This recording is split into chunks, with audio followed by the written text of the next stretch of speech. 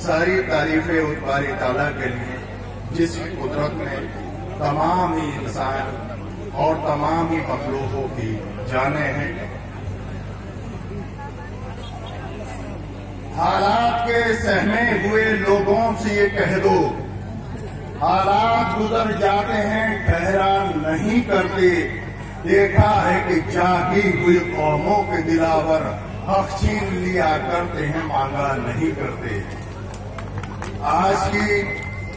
इस अजीमुशान जनसभा में यहाँ पर मौजूद समाजवादी पार्टी के साबिक कौमी जनरल सेक्रेटरी मोहतरम मोहम्मद अरशद खां साहब, मोहतरम मुशीर अहमद लारी साहब, मोहतरम जफर यार खां साहब, मोहतरम कमर यार खां साहब, समीरुद्दीन खां साहब, नजीब हैदर खां साहब और तमाम ही मेरे दोस्तों और साथियों और जहां तक मेरी लाउड स्पीकर के जरिए मसनूई आवाज पहुंच रही है, तमाम ही हिंदू, मुस्लिम, सिख, ईसाई और सभी भाई। हिंदुस्तान में ये 2019 का चुनाव एक तारीख लिखेगा और एक तारीख मिटाएगा। फिरका परस्तों ने जो हिंदुस्तान में 2014 में तारीख लिखी थी, सन 2019 का चुनाव उस तारीख को मिटा देगा और 2019 में एक नई इबारत लिखेगा। सेकुलर प्रधानमंत्री हिंदुस्तान के सबसे बड़े ताज को पहनने के लिए हिंदुस्तान की कैपिटल दिल्ली में अपने शपथ ग्रहण समारोह में ये तारीख लिख देगा कि हिंदुस्तान की आवाम ने उस बदकिरदार सरकार को, जो फिरका परस्ती के नाम पर, जो सांप्रदायिकता के नाम पर, जो भाई को भाई से लड़वाने के नाम पर, जो गंगा के नाम की अस्मिता से खिलवाड़ करने के नाम पर बनाई गई थी। और वो सरकार और उस सरकार के नुमाइंदे कि जो कि हिंदुस्तान में ऐसी सरकार बनी जो आज की तारीख में, तारीख इंसानियत में ऐसी सरकार कभी न बनी थी, ना ही इंशाल्लाह कभी बनेगी। ये सरकार जो हिंदुस्तान के आईन की दुहाई देती है, मोदी साहब की क़यादत में हिंदुस्तान में जो सरकार चल रही है, ये एक ऐसी सरकार है कि जो एक पशु के नाम पर मॉब लिंचिंग होती है और भगवा ब्रिगेड के लोग आतंकवादियों का किरदार अदा करते हुए किसी एक बेकसूर कोई जान लेकर सड़कों पर, नालियों में खून बहा देते हैं और ये कहा जाता है कि ये पशु की रक्षा के लिए हमने अमल किया है। हिंदुस्तान गंगा की पवित्रता का नाम है, हिंदुस्तान मृदुल नयन है यमुना के, हिंदुस्तान ताजमहल का हुस्न है, हिंदुस्तान कुतुब मीनार की बुलंदी है, हिंदुस्तान गुरु नानक के वचन है, हिंदुस्तान ख्वाजा मोइनुद्दीन चिश्ती के कथन है, हिंदुस्तान राम का है, हिंदुस्तान रहीम का है, हिंदुस्तान किसान का है, हिंदुस्तान मजदूर का है, हिंदुस्तान मोहम्मद अली जौहर का है, हिंदुस्तान मोहम्मद आजम खां का है। दोस्तों, वक्त करवट बदल रहा है और हमारे रामपुर जनपद के लोगों, आज हमारे लिए ये पूरा इम्तियाज है कि मोहम्मद आजम खां साहब हमारे इस पार्लिमानी हल्के की नुमाइंदगी करने के लिए हम सब लोगों के बीच में मौजूद हैं। दोस्तों, मैं बहुत ज्यादा वक्त आपका नहीं लूंगा, चंद अशार के साथ और एक मैसेज के साथ अपनी बात को खत्म करूंगा और इस आह्वान के साथ कि तख्त बदल दो, ताज बदल दो, बेईमानों का राज बदल दो और फैज अहमद फैज साहब के इस तराने के साथ यहाँ सलीम कासिम साहब मौजूद हैं। कल वो किले मोहल्ला में जो जलसा आम हुआ था वहां पर भी थे, मुशीर लारी साहब भी मोहतरम थे, मोहतरम अरशद खां साहब भी थे।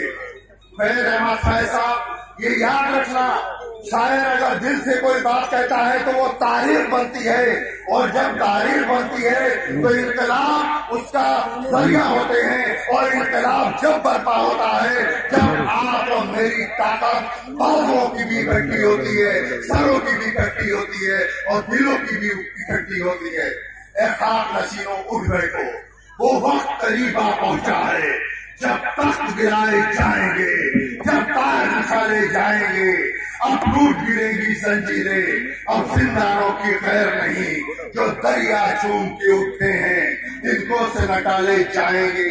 कटते भी रहो, बढ़ते भी रहो, बाजू भी बहुत है, सर भी बहुत, चलते भी चलो कि अब डेरे मंजिल पे ही डाले जाएंगे।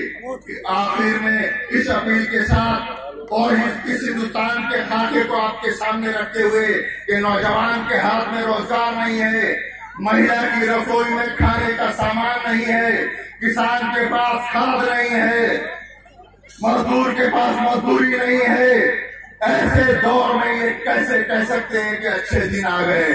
वजीर आजम साहब, इतने बुरे दिन हिंदुस्तान ने कभी तारीख में नहीं देखे कि जितने बुरे दिन 2014 से 2019 तक आ गए हैं। अच्छे दिन अगर हमें लाना है तो सेकुलर सरकार बनाने के लिए हमें अपने वोट का इस्तेमाल करना पड़ेगा। और ये याद रखना, सोती हुई कौमों की नुमाइंदगी करने के लिए आसमानों से कोई दूत नहीं आते हैं, हम लोगों के अपने नुमाइंदे खुद चुनना पड़ते हैं। और जरा सी गलती और जरा सी कोताही हमें बहुत रुलाएगी, बहुत रुलाएगी। ये याद रखना कि मोहम्मद आजम खान साहब कौम की जागीर है, कौम की अमानत है। ये एक ऐसा सरमाया है कि जिसकी शक्ल में कल का अबुल कलाम आजाद, कल का मोहम्मद अली जौहर, कल का मोहम्मद शौकत अली, कल के हजरत मोहानी, कल के डॉक्टर जफरुल्लाह खां, कल के अबुल कलाम जैसे लोग, और आज का सिर्फ एक कैरेक्टर मोहम्मद आजम खान साहब। अगर हमने अपनी तारीख के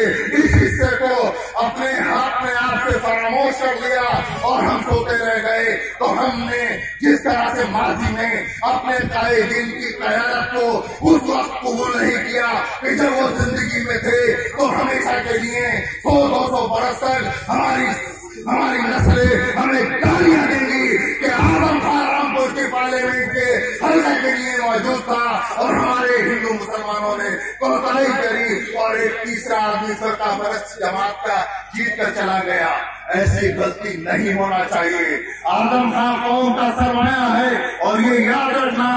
मैं भारतीय जनता पार्टी के लोगों से कहना चाहूंगा, हमने इस हिंदुस्तान को परमाणु शक्ति दी है एपीजे अब्दुल कलाम की शक्ल में, हमने सूबेदार ब्रिगेडियर उस्मान की शक्ल में मुल्क की सरहदों का तहफ़्फ़ुज़ किया है, हमने वीर अब्दुल हमीद की शक्ल में अमेरिका के पेटेंट चैनों को तबाह करके कश्मीर को बचाया है। मुसलमान को किसी से सर्टिफिकेट देने की जरूरत नहीं है, हिंदू का साथी मुसलमान है, मुसलमान का साथी हिंदू है। और बहुजन समाज पार्टी के लोगों के बीच में मैं ये कहना चाहूंगा कि ये वो समाज है कि जो हिंदुस्तान के शासक वर्ग से आता है। आज की व्यवस्था जिसको दलित करती है, ये हिंदुस्तान के शासक रहे हैं, और एक वक्त आएगा कि ये आरक्षण लेने वाले नहीं होंगे, बल्कि ये उन लोगों को आरक्षण देने वाले होंगे जो मनोवादी सोच हिंदुस्तान पर कब्जा किए हुए हैं। आखिर में इसी बात के साथ और इसी अपील के साथ आप सब लोगों से रुखसत होगा कि अपने अहरों और इसके अतराफ के तमाम ही हल्के से मोहम्मद आजम खान साहब को बहुत ही ज्यादा कसीर वोटों से जिताकर अपनी एकता का सबूत दें, अपनी अखंडता का सबूत दें। और एक बात आपके सामने, अगर से अखबारों का कोई नुमाइंदा मौजूद हो तो मैं कहना चाहूंगा, अरशद भाई और मुशीर लारी साहब, आप भी गवाह बनना कि हमेशा कश्मीर के दो हिस्से बताए जाते हैं, पाक ऑक्यूपाइड कश्मीर और हिंदुस्तान का कश्मीर। सच तो यह है कि तमाम कश्मीर ही हिंदुस्तान का है और कश्मीर हमेशा हिंदुस्तान का रहेगा। लेकिन भारतीय जनता पार्टी और आरएसएस के लोगों से मैं ये कहना चाहूंगा कि आपने चाइना ऑक्यूपाइड कश्मीर, जिसको ऑक्साइड चाइना के नाम से जाना जाता है, उसका कभी जिक्र यूं नहीं किया कि आपको जवाब देना होगा कि आपने चाइना के खिलाफ क्या किया। पाकिस्तान की बहुत कमजोर ताकत है और पाकिस्तान के प्रधानमंत्री नरेंद्र मोदी साहब की गाहे बगाहे तारीफ कर रहे हैं, जिससे ये साबित